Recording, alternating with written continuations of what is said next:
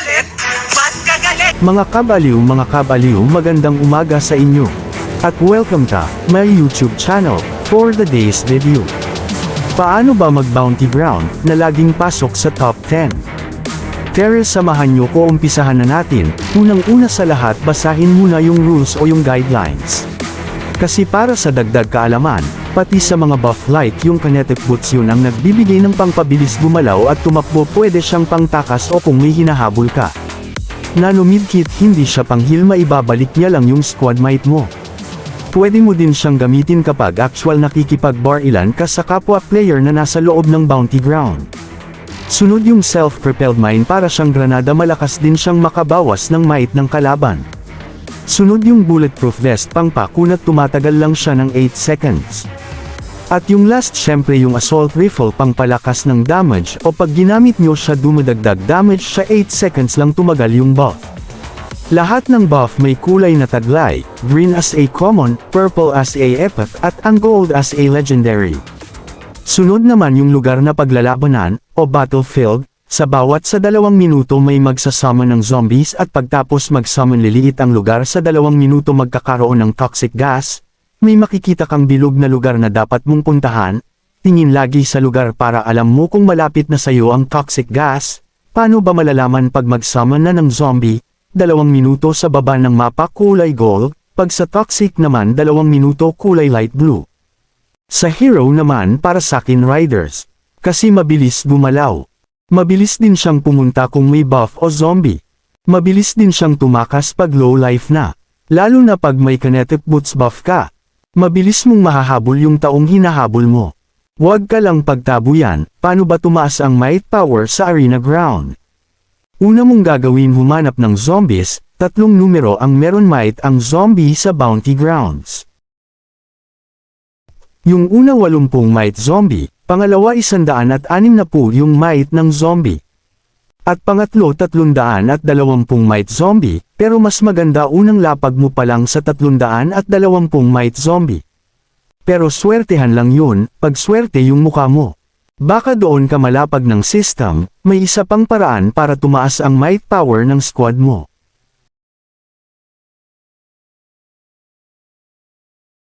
Ang makill mo yung kapwa player mo sa bounty grounds. Pag natalo o nakill mo yung player, may makikita kang sasakyan na parang capsule ni Trunks, antayin mo mawala yun para mabilis ma-recover yung might squad mo. Pero pwede mo ding hindi antayin kung may player na aatake sa'yo, may supplies na babagsak, puro legendary buff yung laman nun, may makikita ka sa mapa na kumikinang parachute yun, supplies na babagasak sa kumikinang sa mapa. Pero may mga buff din naman na nakalatag lang sa battlefield o sa lugar na pinaglalabanan. Dapat kumuha ka nun, dahil mission yun. Pag natapos mo yung mission, may reward. Kuya, paano masabi? Ticket na yun. Ang pwede mong pang spin sa roulette. May makikita kang bilog na malaki sa screen mo, may mababasa kang your bounty.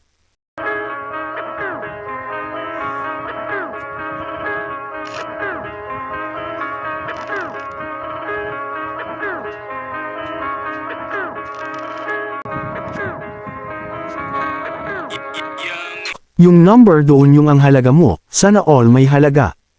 Tataas pa yun habang nababawasan ang manlalaro sa loob ng bounty ground. Mas maraming makill na player, mas mataas ang bounty. Hindi nga! Ang bounty yun ang ticket mo pang roulette, huwag mo din kalimutan yung kapwa player mo na patayin. Wala kang kakampi sa loob, pwede kanilang atakihin. Puwera na lang ang sarili mo, makikita naman kung ilan kayong manlalaro sa loob ng bounty, makikita yun sa bilog na parang bowl ang crystal. Pwede din kayong maglaro ng kasama mo sa alliance mo o ibang region, basta kakilala mo. Yun ang masasabi mong kakampi. Basta papasok kayo sa tamang UTC time o sabay kayong pipindot ng enter. Doon nyo malalaman kung tinadana talaga kayo para magpatayan. UTC time pala makikita nyo sa baba ng event o mall at sa taas ng squad slot. Saka ang madaling gawin doon sa malapit sa hagdan, doon kayo mag-antay ng zombie, pero huwag kayong aakyat. Mag-antay ka lang doon at maraming zombie ang masusuman doon, puro 320 zombie. Pero huwag pa isa-isa ang atake. Baka makita ng kapwa player nyo, maagawan pa kayo, pag 3 zombie, 1 baril lang, tapos sa 1 baril lang ulit sa isa at sa pangatlo 1 baril din, para 3 sabay-sabay ang mateke nyo, tulad ng ginawa ko.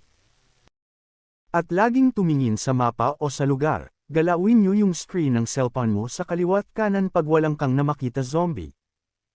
Malay mo nasa malapit lang pala yung forever mo. Ay yung zombie pala nasa paligid mo lang kung walang zombie sa kaliwat kanan mo. Yung player na mas mababa yung might squad sa'yo ang atakihin mo. Lagi mong tandaan, hindi porkit mababa yung might ng kalaban mong player pwede ka pa rin matalo. Kung may buff siya at ikaw wala kahit mataas yung might mo pwede ka pa rin talunin. Dahil sa buff, kung may bulletproof vest yung kalaban mo nakapang makunat o yung assault rifle yun ang nagpapalakas ng atake at yung nano medkit nagpapabalik ng might squad mo. Kahit malakas ka ngunit wala kang buff kaya kang tanunin ng nakabuff. Kung aatake ka dapat may buff ka din para manalo ka.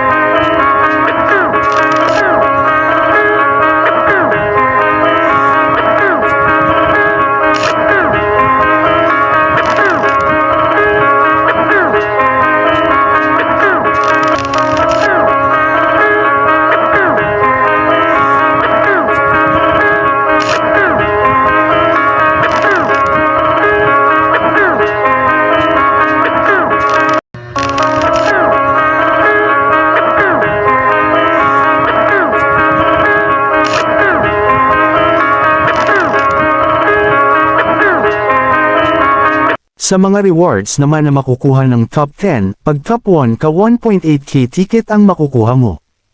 Pag top 2 ka 1.3k, pag top 3 ka 1k, pag 4 ka 6 ka 800, at kapag 7 ka 10 ka 600, pwede ka na mag-spin, sana swertehin ka sa pag-spin sa roulette. At kung nagustuhan nyo yung video ko, comment lang po kayo kung ano pwede kong i-upload.